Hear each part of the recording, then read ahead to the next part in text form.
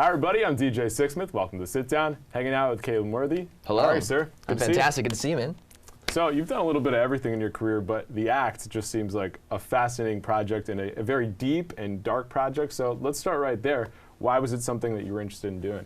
Well, I love the story. I was fascinated as soon as I heard about the story back in 2015 when all the news started coming up about what happened to Gypsy. And I was just fascinated. I thought it was an amazing story.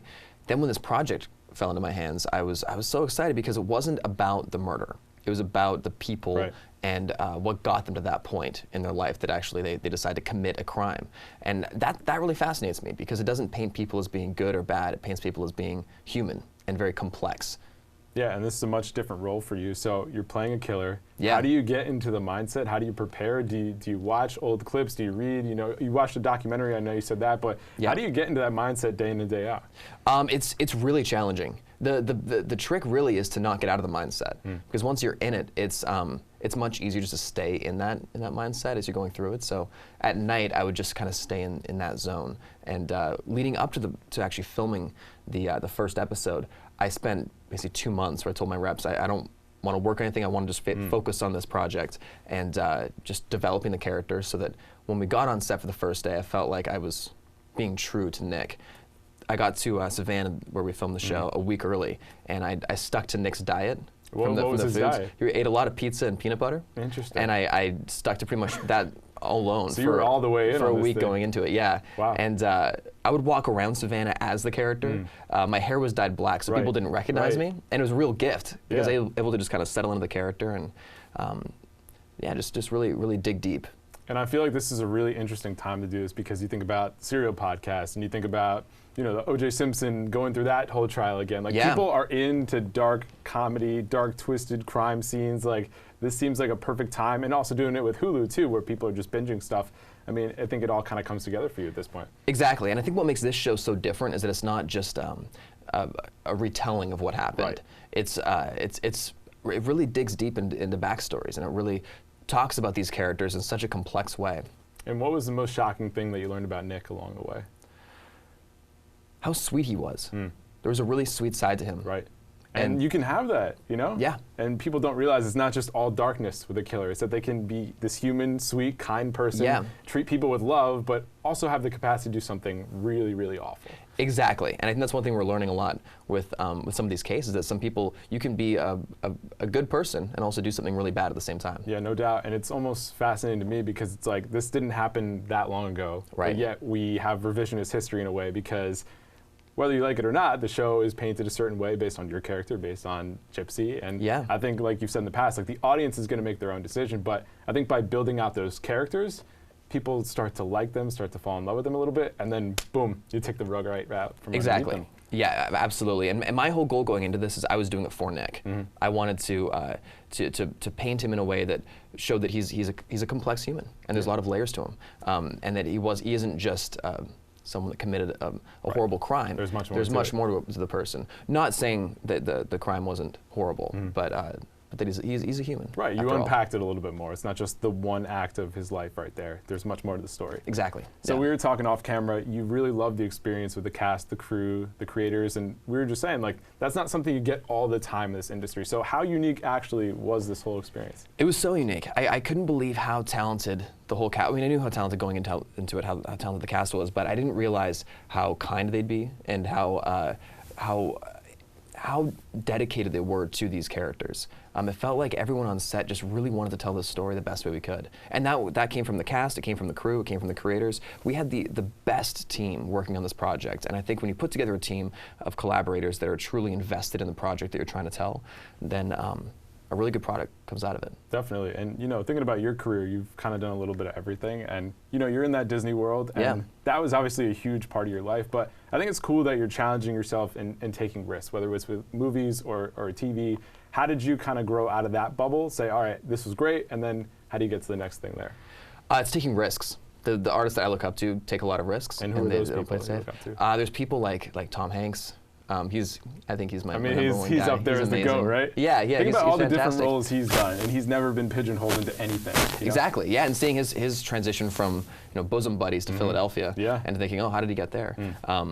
It was really interesting to track that that career. Yeah, and it's cool. Like, you're 28, you're going back and seeing the old stuff, you're seeing the new stuff. Like, what are some old movies that you like to go back and watch? My favorite movie is Forrest Gump. I love it. That's an all-timer. It's an all-timer. Some people say it's awful. I love it. I love it. Yeah. I love it. If you watch it on like TBS with commercial breaks, it takes 9 hours to watch. It's like legitimately 4 hours. It really is. It really is. Yeah. It's crazy. So how did you get into acting originally? I started when I was a kid. I started acting professionally when I was 9, but doing theater when I was 4, and I started in Canada. And I've just been working for a long time, and it's just really what I do. Yeah, I mean, you've been all over the world. Do you think the international thing helped you out? Yeah, absolutely. And Disney Channel was huge for that, because they have such an international fan base that I can go to any country and they've seen the show. Yeah, that's a mind blower right there. It's really not just is. an American thing. Yeah, yeah. So how does Disney find you originally? They had seen a project that I was in Canada. I was on a Canadian TV show for a while, and they'd been in touch for a long time. And then when a project came up to do a guest spot on the show called Good Luck Charlie, I went in for it, and they asked me to be a part of it. And then from that, they thought, hey, you might be good for this this other show we're doing. So did they find like a YouTube clip of you, or how do they even track down your stuff in Canada? I think they just seen it on TV, because it had been airing in the States as well. Yeah. So how did you deal with being a child actor? Because some people, it works out great. Some people, it's a really difficult thing. What were honestly the challenges that you dealt with in terms of just people bumping into you, just childhood in general? You know, when you look back on it now, a couple years later. One of the things that really helped me was I'm from an island in Canada called Victoria. It's a big island, but it still feels like it's very separated from Hollywood. Right. So whenever I went back home, it never felt like I was the actor. It felt like I was just one of the kids at school. And that really helped me out. And my friends too. I have the best group of buddies, and they keep me very grounded. Yeah, and it seems like you had a good group too once you were doing all the Disney stuff. I mean, you're still friends with people today. Oh yeah, I mean that whole cast of Austin and Ally was truly incredible. They were such dedicated artists. We would show up 30 minutes to an hour every day before our call time, just so we could rehearse ourselves before we even actually went to the actual rehearsal. That's how dedicated the cast really was. Wow, and especially at that age too, to be that dedicated. Yeah. That must have been pretty special for you. It was amazing, yeah. That's really cool. Yeah. And you mentioned like the whole thing about being separate. Anna Paquin was here, and she won an Oscar when she was like 12 or 13. Yeah. But then she was still living in New Zealand. So like she wasn't in Los Angeles all the time. So it's nice that like you could be of Hollywood but not be defined by it at that point in your career. That's exactly right, and I still go back to Victoria a lot for that reason. I go back, and that's the place where I get grounded and where I feel most at home. Is your family still in there? They are. Nice. Yeah. So I don't know anything about the island. Tell me a little bit about it. It's beautiful. It's kind of like people describe it as being like a little Britain, but it's got a lot of character to it. And it's a lot of history as well. That's really cool. So you've done movies as well. You did Bodied recently. Yeah. That must have been a pretty awesome experience. And I know you've been a big Eminem fan, but when you reflect on that, what was the best part of that experience? The best part of that experience was learning from the greatest battle rappers in the world. Yeah. These guys are true artists. They're like the Shakespearean poets of our time. And seeing how their mind works and how their process is was mind-blowing. Definitely. And you got a new movie coming out, Corporate Animals, as well. I mean, Ed Helms is great. Demi Moore. Ed Helms is so fun. Oh my God, Demi Moore in this movie is fantastic. She's so good. I mean, she's been good forever, but just getting to work with her was truly an honor. Yeah, and I feel like the Hulu thing now, like it's going to be a hot show. People will be watching. I hope so. And kind of take the next steps with everything, you know? Yeah, that'd be great. That'd be great. I mean, I had a blast filming the show, and the last few projects I've done really raised the bar. And I just want to try to keep making projects at that level. Definitely. So when have you had the most fun in your career? Name me one project. I don't think I could. I mean, they've all been fun in their own way. Austin and Ally was an incredible collaborative effort, and it was a fantastic experience. Bodied was amazing because I was able to dive into a world that was foreign to me. Even though I was a fan, I got to actually participate in the thing that I loved.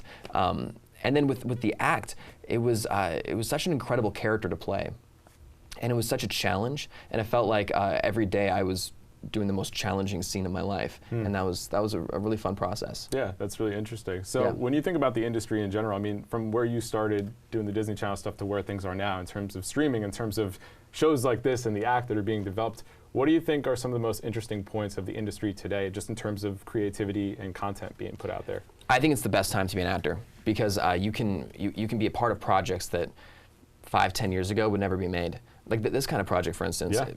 10 years ago, this would be a movie. Yeah, or it's just a doc. Or it's a documentary. You don't even get to find out about the characters. Right? Yeah, yeah, and if it was limited to an hour-and-a-half movie, it would just be about the murder. Right. And that's what the whole project would just be focusing on that one crime. Well, we get 8 episodes to really dive into these characters, and it's jam-packed. Like, I think this could have gone for 20 episodes to get all the information out. Like, we really have to jam it in, because to tell someone's life story is so hard, and you can't limit that to just an hour and a half. Yeah. You have to put it over a certain period of time. So, going back to your question, I think it's amazing because you get to be a part of stories that are being told in the time that they need to be told in. They're not just saying, hey, well, you get an hour and a half because that's all the time you have. Right. If it needs 8 episodes, we can give you 8 episodes. If you need 10, we'll give you 10. And 8 episodes is limited enough where you can honestly like bang that out in one day, and you could just be in that whole world for a day. Or you can space it out, because there are those people that just say, I don't want to just waste it all and then it's gone and then I don't have anything, right? You can kind of space it out a little bit, but that's the beauty and the curse of the binging world that we live in right now. It's beautiful. Yeah. It's a good time to be a fan of TV. Definitely. So you mentioned Tom Hanks as somebody you look up to. Who are some other people similar to your age that are doing cool things, challenging themselves, that you look to and you're like, I want to be like that guy? Ooh, I think Logan Lerman has always made really interesting choices in his career. I've always been a huge fan of him. Ansel Elgort is doing some really phenomenal stuff. Michael B. Jordan is a great person. I really look up to him. He's just had such an incredible trajectory. And now he's doing producing and writing as well. That's the thing. I mean, he has his own machine happening. Yeah, just being able to create your own content and then control the narrative as well. Because like for this role, like it's a really fascinating role. But if you have a role down the road that you're thinking, hey, I'd love to do this, that maybe somebody's not thinking like, oh, Calum would be perfect for this, then you can kind of get to the point where you're saying, I've done all these things, and now I can create my own stuff. So exactly. Do you see yourself directing, producing one day? Absolutely, yeah. Disney Channel gave me an incredible opportunity to write. They let me write an episode of Austin Alley, and I produced a couple shows for them.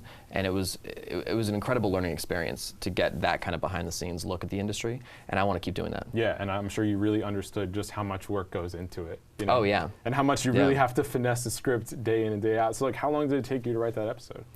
It took a couple weeks, because there's a lot of notes that it goes through, and there's a whole process, and there's other writers that get involved in punching it up. So it's about a 6-week process to get a script out. I gotcha. So when people check out the act, it's coming out next Tuesday. Yeah. What are the big things you want them to walk away thinking?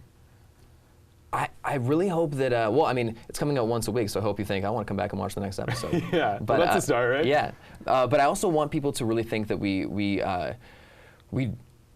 created a character study. This isn't a true crime show necessarily. This is a true character study of these characters, and we dig deep, and we encompass everything in their life, not just one aspect.